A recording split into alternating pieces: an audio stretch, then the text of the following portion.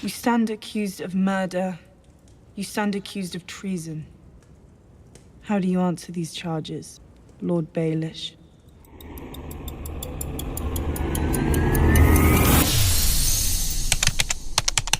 That line was not meant for Arya. Petyr Baelish walked into this hall believing he was about to watch a Stark girl fall. The charges were supposed to land on someone else. They landed on him. And in the 3 seconds it took him to understand that, 30 years of perfect calculation collapsed in front of everyone. To calculate the atmospheric pressure of this great hall, we must understand what each person in the room has already decided before the doors open. Sansa Stark and Arya Stark have been playing a part. For weeks, Littlefinger has been feeding letters, suspicion, and distance between them. He needed them broken. A divided Winterfell was a Winterfell he could still use. He believed he had succeeded. Arya seemed cold. Sansa seemed uncertain. Every move he had made pointed to this moment, a trial that would destroy Arya and leave Sansa more dependent on him than ever. What Petyr Baelish needed from this interaction was simple: confirmation that his read of both girls was still accurate, that his model of them still held, that he was still the most dangerous mind in Winterfell. What was at stake if he failed was everything, because a man whose only asset is information cannot survive the moment the information turns out to be wrong. You stand accused of murder. The moment Sansa speaks his name as the accused, watch what Littlefinger does. He does not run. He does not reach for an angle or a weapon or a deal. He looks around the room. His eyes move from lord to lord, then back to Sansa, then to Arya. He is running his model. He is searching for the variable he missed. When a person can accurately read other people's thoughts and motives, but applies a frozen, outdated version of those reads to the people he thinks he already owns. Littlefinger had this ability in full when it came to his enemies. He tracked Cersei's paranoia. He mapped Ned's rigid honor. He measured Lysa's obsession down to the last degree. He did all of this with precision. But the people he believed he controlled, the ones he thought were already solved, he stopped updating their files. Sansa had changed in front of him for years. He had not noticed. He was not watching. He thought he already knew her. I did it to protect you. This line is not a defense. A defense requires an audience that might still believe you. Littlefinger says this in a hall that has already decided. He says it to northern lords sitting stone still. He says it to 2 girls who are watching him with the same calm face. This line is not strategy. It is belief. Some real part of Petyr Baelish thinks it is true. He genuinely believes that throwing Lysa Arryn through the moon door was an act of protection for Sansa. That is not manipulation anymore. That is what manipulation does to a person who runs it long enough. When a person spends 30 years building false stories for other people, the line between the story and the belief starts to blur. Littlefinger had told the protection story so many times, to Lysa, to Sansa, to himself in whatever quiet moments he had, that it had stopped feeling like a lie. He was not recalling a fabrication anymore. He was recalling a memory. Except the memory had never happened. The process where a manipulator becomes trapped inside the story he built for others, and can no longer tell the difference between that story and the truth. This is the wound underneath the behavior. Petyr Baelish never processed what happened in Riverrun when he was young. Catelyn Tully chose Ned Stark. He lost the duel with Brandon Stark. He was sent away. He did not grieve any of it. He built an empire over the top of that wound instead, and called it ambition. The empire was always, underneath, a story he was telling himself about what kind of man he was. The protector. The one who understood love better than the lords who carried swords. He needed that story to stay intact, so he stopped checking whether it was still true. You had Aunt Lysa send a letter to our parents telling them it was the Lannisters who murdered Jon Arryn, when really it was you. The conflict between the Starks and the Lannisters, it was you who started it. Do you deny it? Sansa is not angry when she says this. Her voice does not rise. She is simply reading from a list she has already finished building.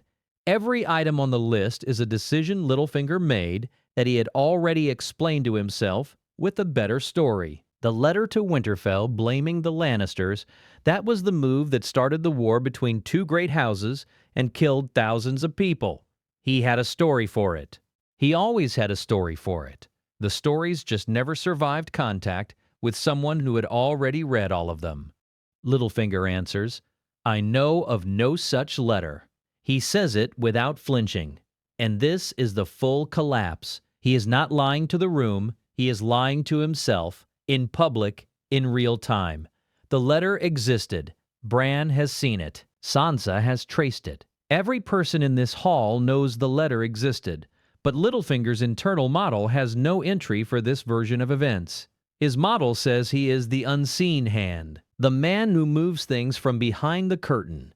A man like that does not leave letters. A pessimic closure, when a person becomes unable to take in new information that contradicts their existing model, not because the information is hidden, but because accepting it would destroy the identity the model is holding up. Littlefinger could not update his model of Sansa because doing so would have meant updating his model of himself. And his model of himself, the clever one, the man who played the game better than any lord born to it, was the only thing he had ever truly owned. He had no land. He had no family name that meant anything. Strip the self-image away, and there is nothing underneath except a boy from a small house who got his chest cut open over a girl who never looked at him the way he needed her to. Sometimes when I'm trying to understand a person's motives, I play a little game. I assume the worst. What's the worst reason you have for turning me against my sister? Arya names the method out loud. She says, "Assume the worst." That is exactly how Littlefinger had operated in King's Landing for 3 decades. He assumed the worst about Cersei, about Ned, about Joffrey, about Tyrion. He was right almost every time, because powerful people almost always have the worst reason underneath the visible one. He understood this. He built his whole operation on it. And then he exempted himself from every single principle in that operation. He never once sat alone and asked, "What is the worst reason I have for what I am doing to Sansa Stark?" Not the protection story, not the love her mother story. The worst reason. If he had asked that question honestly even once, the answer would have ended the game before it ever reached this hall. He could not ask it because the protection story had been running so long it felt like a fact. The analyst, who never analyzes himself, is the most dangerous version of that analyst, not because of how much power he holds, but because of how wrong he eventually becomes in a direction he cannot see or correct.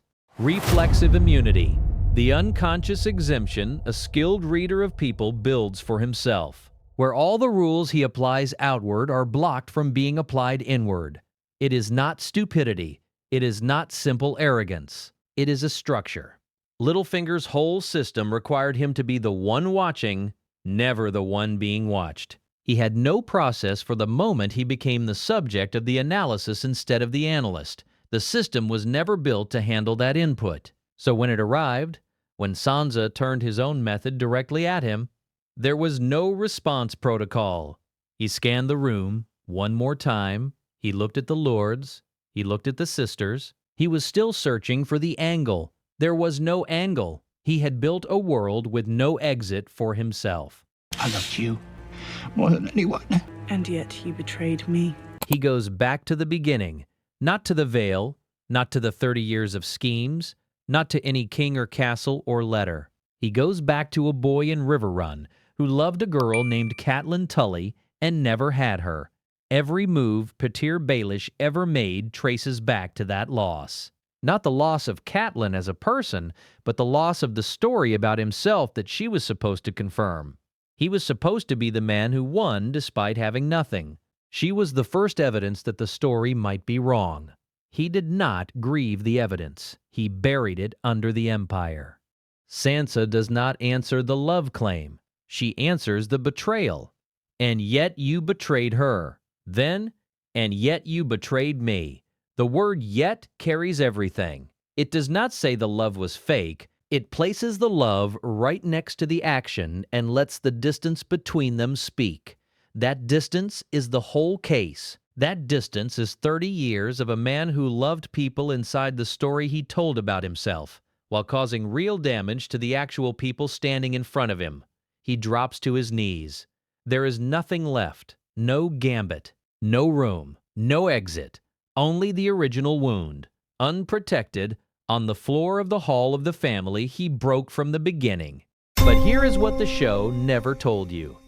In George R.R. Martin's source material, Littlefinger at the time of his death was deep inside a plan involving Sansa under the false name Elaine Stone and a young knight called Harry the Heir, who stood to inherit the Vale. The plan required Sansa to seduce Harry, secure the Vale's armies, and eventually reveal herself as Sansa Stark to retake Winterfell.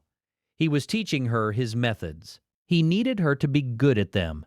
The blind spot the show compresses into one trial scene stretches across hundreds of pages, a man unknowingly building the instrument of his own destruction and calling it control. Every organization has this person, the analyst who mapped every colleague's weakness with real accuracy and never once applied the same framework to their own decisions. They can name it precisely when someone else operates from ego, from fear, from an old wound. They call it clearly in private. Then they do the exact same thing in public and cannot see it. The asymmetry always surfaces at the moment the people they managed have finally absorbed enough of their methods to stop being manageable. The teacher who trained the student too well is not undone by stupidity. They are undone by their own consistency. Petyr Baelish was not destroyed by someone smarter than him. He was destroyed by his own method applied by people he had underestimated.